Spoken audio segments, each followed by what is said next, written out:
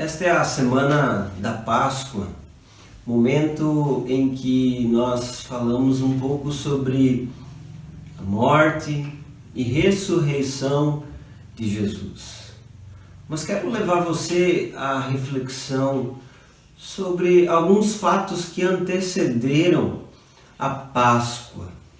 Esta semana, reconhecida como a Semana da Paixão, ela apresenta algumas situações bastante difíceis que Jesus ele enfrentou.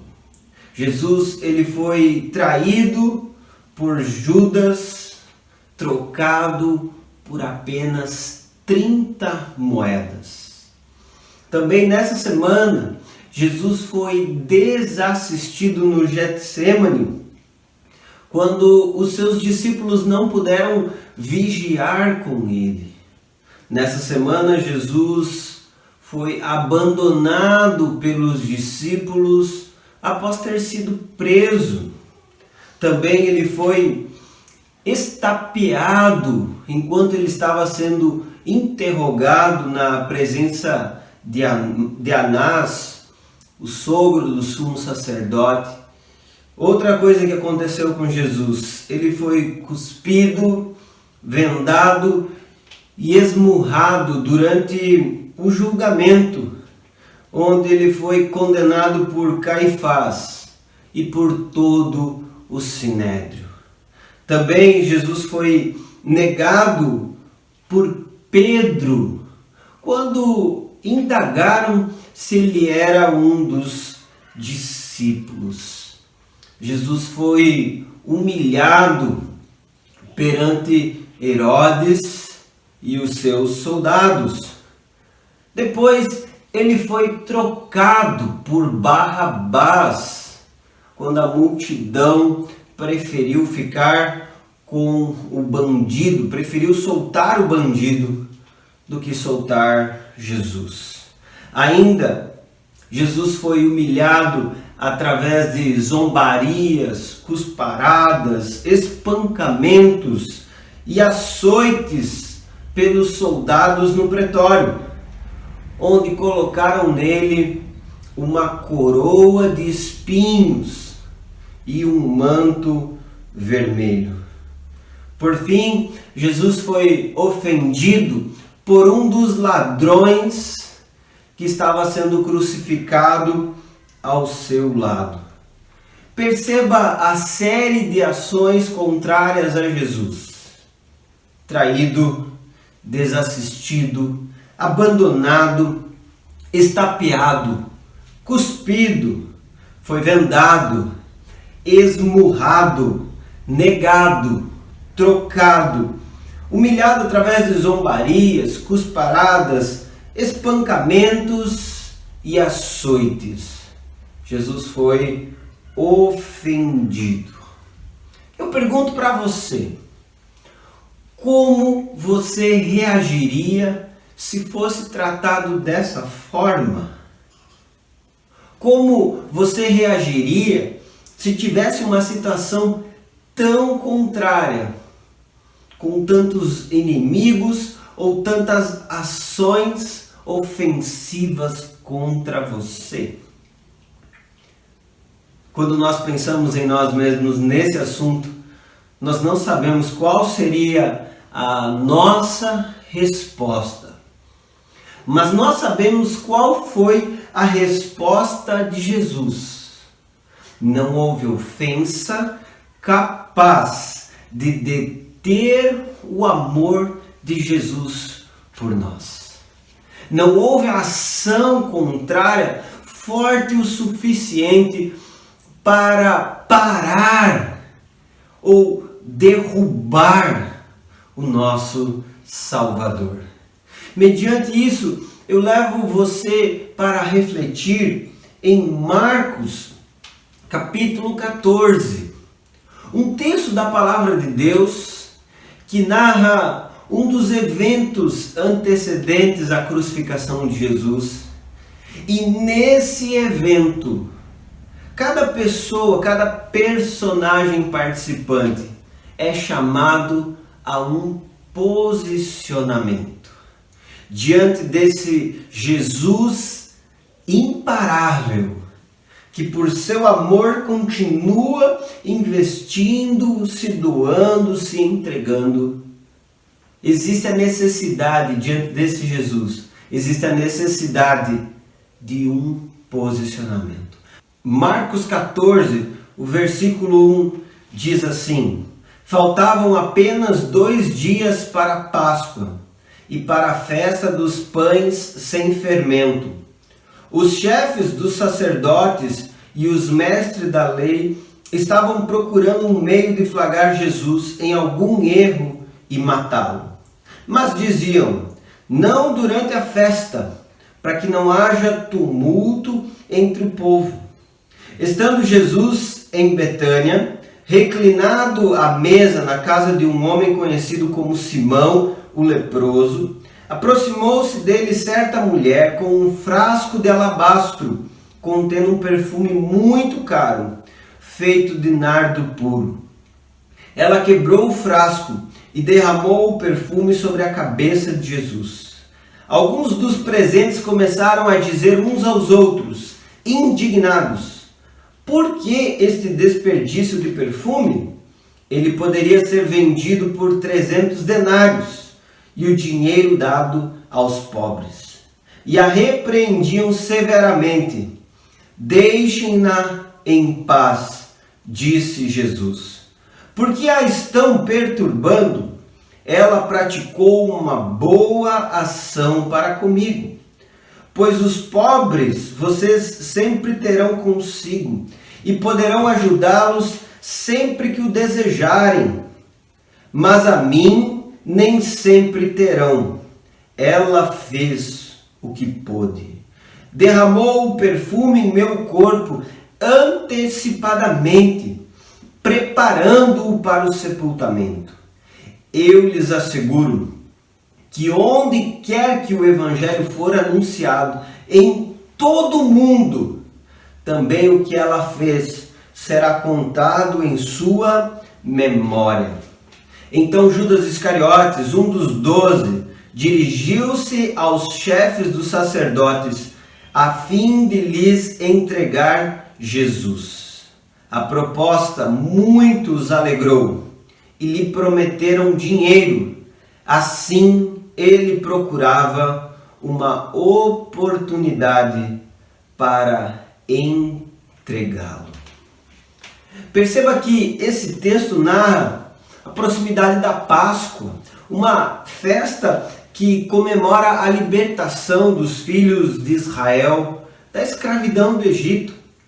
Também era uma festa onde eles estavam marcando a colheita de cevada, era uma celebração para marcar esta colheita. E diante desse fato, Marcos ele faz um contraste. De um lado, ele apresenta as autoridades inquietas e confusas, do outro, a imagem de Jesus, que está tranquilo, reclinado à mesa para participar da refeição com os seus discípulos. A mulher que não faz parte dos 12, perceba que ela veio até Jesus em meio ao seu sofrimento, enquanto o homem que é do grupo, Judas, foi embora desse grupo para buscar os inimigos de Jesus e traí-lo. Também nós percebemos nesse texto o contraste entre uma mulher que utiliza um vaso que possuía um azeite, um óleo preciosíssimo, com um custo elevado, derramando isso sobre Jesus, e por outro lado um discípulo que por causa do dinheiro se entrega ao Senhor, contra o Senhor e trai a Jesus. Perceba esses contrastes que Marcos ele apresenta. As autoridades que querem matar Jesus, as pessoas que se simpatizam com Jesus. Tudo isso apresenta pessoas distintas com reações distintas.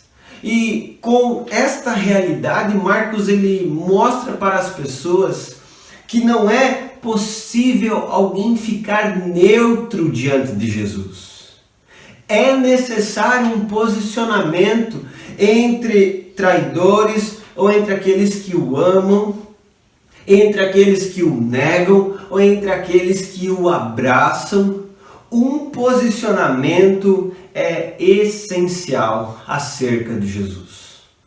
Por isso, vamos olhar para esse texto de Marcos 14 e perceber alguns grupos de pessoas e as posições que eles tomaram diante de Jesus. O primeiro grupo que eu chamo sua atenção é dos chefes dos sacerdotes e mestres da lei. Homens que estavam submersos na escuridão da cegueira. O versículo 1 do capítulo 14 diz: faltavam apenas 2 dias para a Páscoa e para a festa dos pães sem fermento. Os chefes dos sacerdotes e os mestres da lei estavam procurando um meio de flagrar Jesus em algum erro e matá-lo. Perceba que Marcos ele apresenta a intenção do coração desses homens. Nós precisamos achar algum erro em Jesus e nós precisamos matar este homem.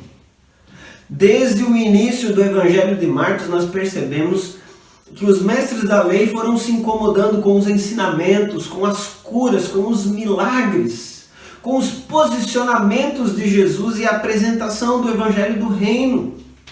E isso causou um incômodo tão grande que eles deixaram seus olhos se taparem, se vendarem diante da verdade que Jesus lhes apresentava. O coração deles ficou sujo, impuro. E a consequência é que eles foram mergulhando na escuridão da cegueira, sem querer enxergar quem Jesus ele era.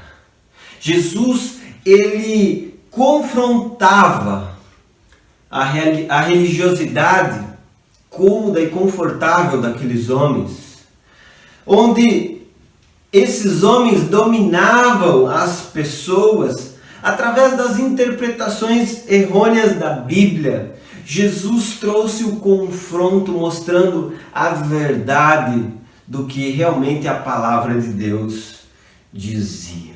E perceba que toda vez que alguém se aproxima da palavra de Deus sem se deixar moldar por ela, acaba se tornando um religioso que usa a palavra tão somente para justificar os seus intentos.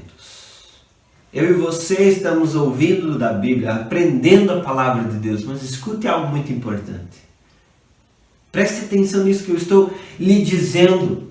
Quando a palavra não molda, não forma o nosso coração, não conduz o nosso interior, a consequência é que nós usamos esta palavra para justificar o que nós achamos certo e o que nós achamos errado. Muitas vezes distorcendo o texto, muitas vezes usando de forma equivocada o que a Bíblia diz, tão somente para os nossos interesses. O segundo grupo que eu apresento para você é a multidão. A multidão é composta por homens induzidos. Olha o que diz o versículo 2. Não durante a festa, para que não haja tumulto entre o povo. Nós percebemos que Jerusalém, a cidade de Jerusalém, não era o lugar onde estava assentado os governantes romanos daquela região. Você deve saber que o mundo daquela época estava sendo dominado pelo Império Romano. Mas o governante romano, na região da Judéia, onde Jerusalém se encontra, ele ficava em outra cidade que se chamava Cesareia. Mas durante a Páscoa, como havia uma aglomeração muito grande em Jerusalém, eram enviadas diversas tropas romanas para Jerusalém a fim de evitar qualquer tipo de rebelião contra o Império Romano. Por isso, os líderes religiosos disseram: não vamos reunir em Jerusalém, ou não vamos mover em Jerusalém a crucificação de Jesus nesse momento, exatamente para nós evitarmos qualquer tipo de tumulto. Lembrando que essa semana da Páscoa começa com a entrada triunfal de Jerusalém, o conhecido Domingo de Ramos, onde Jesus ele entra em Jerusalém e as pessoas ovacionam ele dizendo: Hosana, bendito aquele que vem em nome do Senhor, bendito é o Rei de Israel.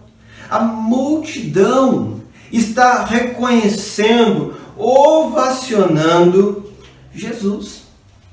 Mas depois desta traição de Judas, foi necessário adiantar o plano de crucificação de Jesus para aquela semana, a própria semana da Páscoa. E então, o que acontece? Diante da necessidade de um julgamento romano, coloca-se perante a população Barrabás e Jesus.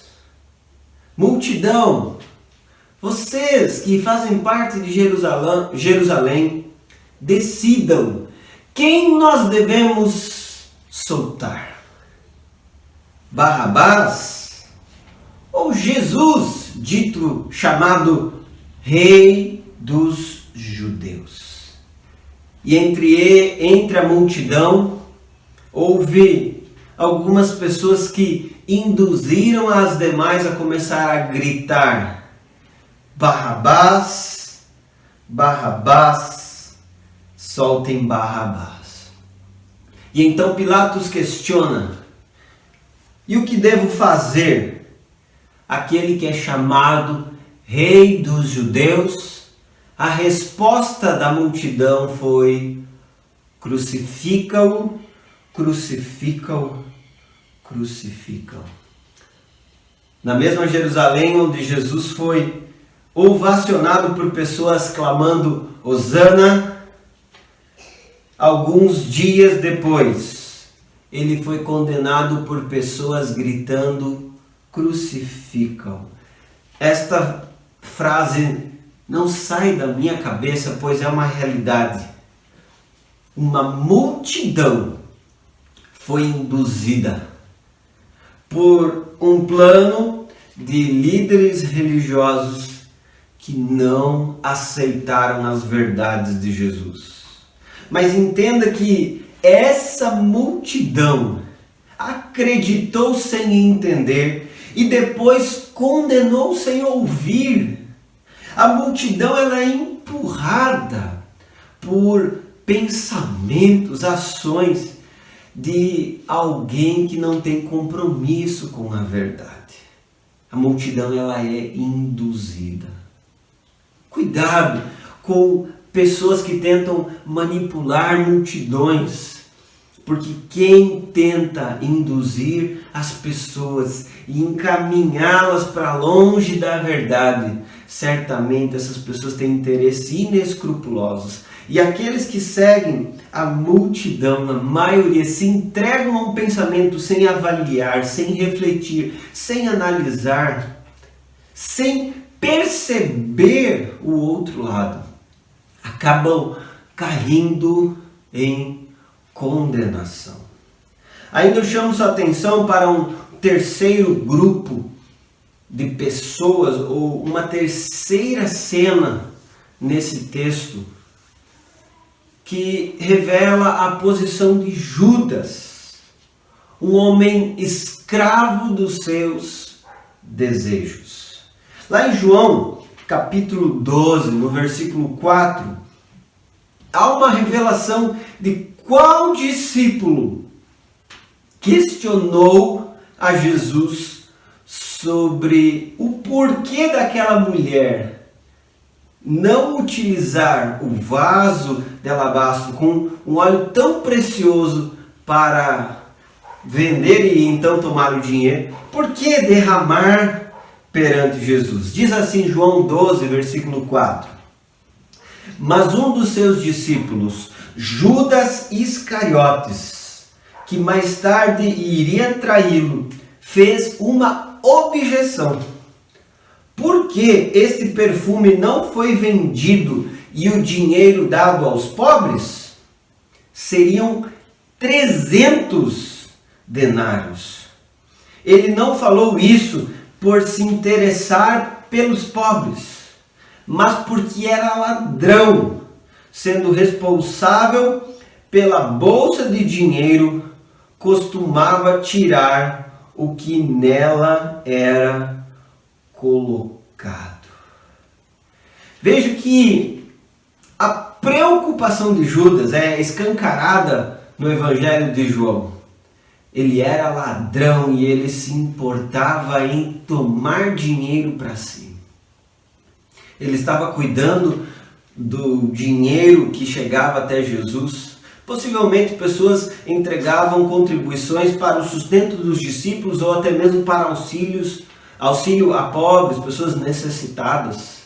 Então, Jesus organizou uma tesouraria entre os seus discípulos, uma contabilidade, e Judas era o responsável por isso.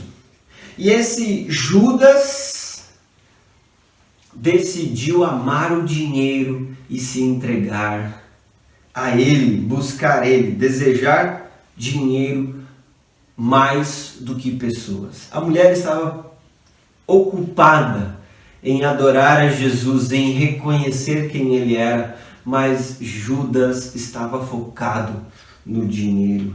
E posteriormente nós percebemos que Judas foi induzido pelo diabo a trair Jesus. Isso está lá em João capítulo 13, versículo 2. E acabou que esse senhor, o desejo pelo dinheiro, desejo por possuir coisas, fez com que Judas traísse o Salvador. Se tornou o Deus da sua vida, o dinheiro se tornou o centro da sua existência. E entenda, cada pessoa serve o Deus que controla o seu coração.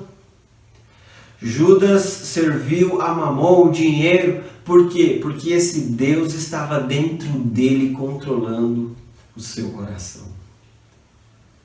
Agora, nós percebemos em Marcos, capítulo 14, uma atitude diferenciada. Além desses grupos que eu já citei, de pessoas que tiveram atitudes equivocadas, Marcos apresenta Maria, uma adoradora. Esta mulher foi ao encontro de Jesus para ungí-lo. E essa mulher trouxe um vaso de alabastro com um perfume preciosíssimo de nardo puro.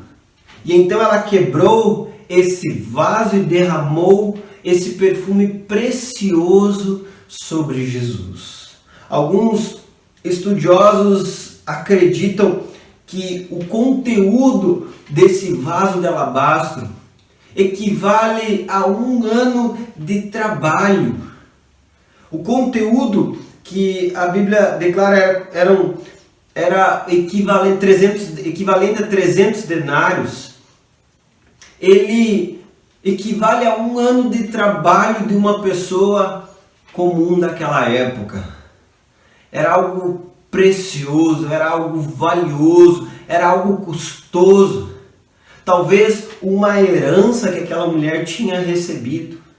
Independente de, perceba o contraste. Era comum naquela cultura, quando chegava um visitante, o hospedeiro derramava uma gota desse óleo precioso para perfumar o visitante e então receber melhor esse hóspede.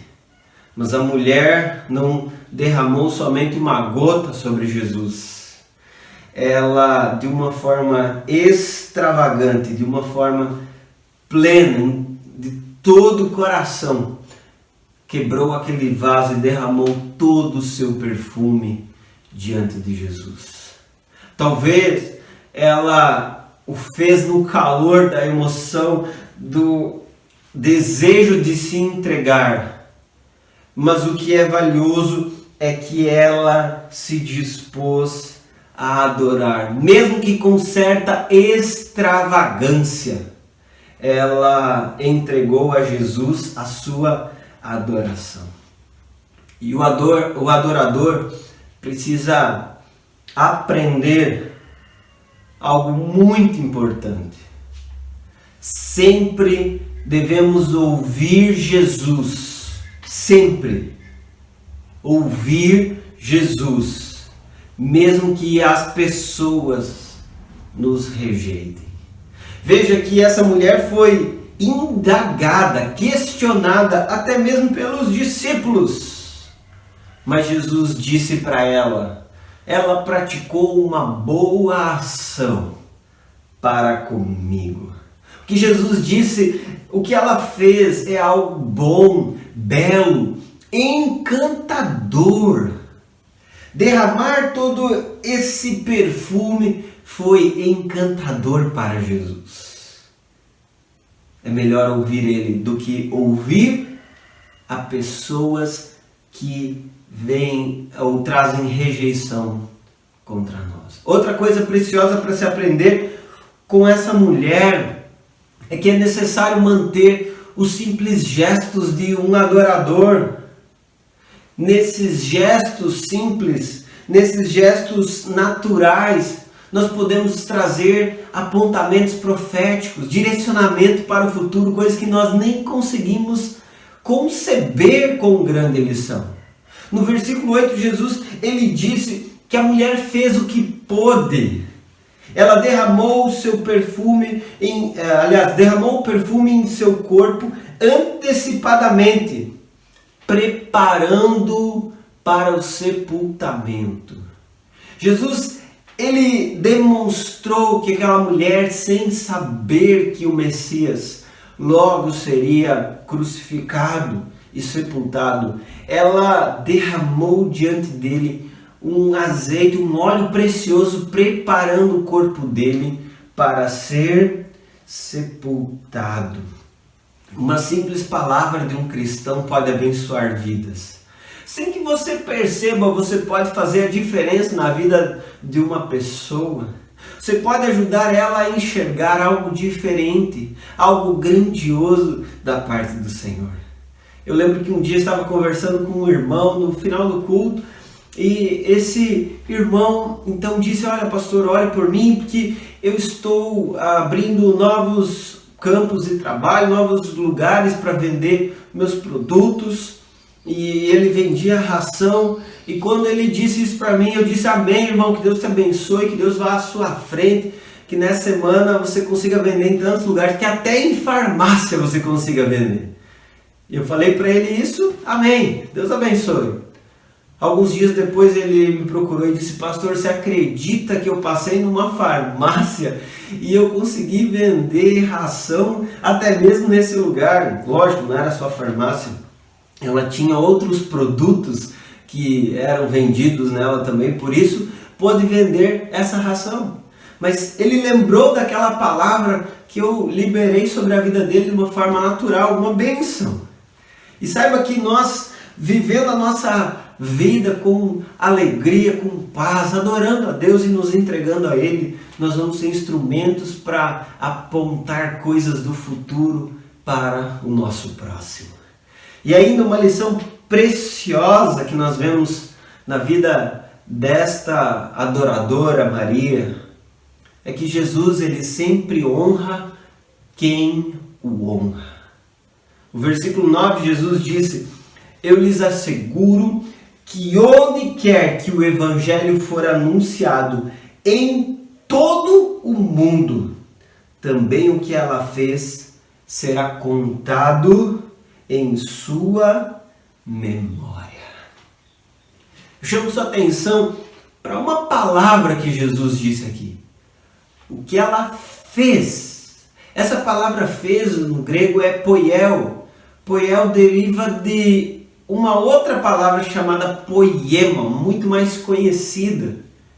E ela significa uma obra de arte. Não um simples ato, mas uma obra de arte. Jesus, ele reconhece que o que a mulher fez foi uma obra de arte tão bela, tão incrível, que seria anunciada em todo o mundo. Perceba como há uma distinção entre a atitude dos chefes dos sacerdotes e mestres da lei, homens submersos na cegueira da escuridão. Há uma distinção entre a atitude da multidão, homens induzidos. Há uma distinção entre a atitude de Judas, um homem escravo dos seus desejos, e a atitude de Maria, uma adoradora. Entenda, diante de Jesus, ninguém pode ficar neutro. É necessário um posicionamento. Eu finalizo essa mensagem lembrando a você que Jesus foi crucificado no meio de dois ladrões. À sua esquerda e à sua direita estavam dois homens que tinham realizado assaltos. Mas por que Jesus ele foi crucificado no centro? Porque Jesus ele veio para dividir a história. Uns estão à sua esquerda, outros estão à sua direita. Uns irão rejeitá-lo e outros irão aceitá-lo. Ambos estão diante da morte, mas se faz necessário um posicionamento diante da morte, rejeitar a Jesus ou aceitá-lo, negar quem ele é ou reconhecê-lo sobre a sua vida.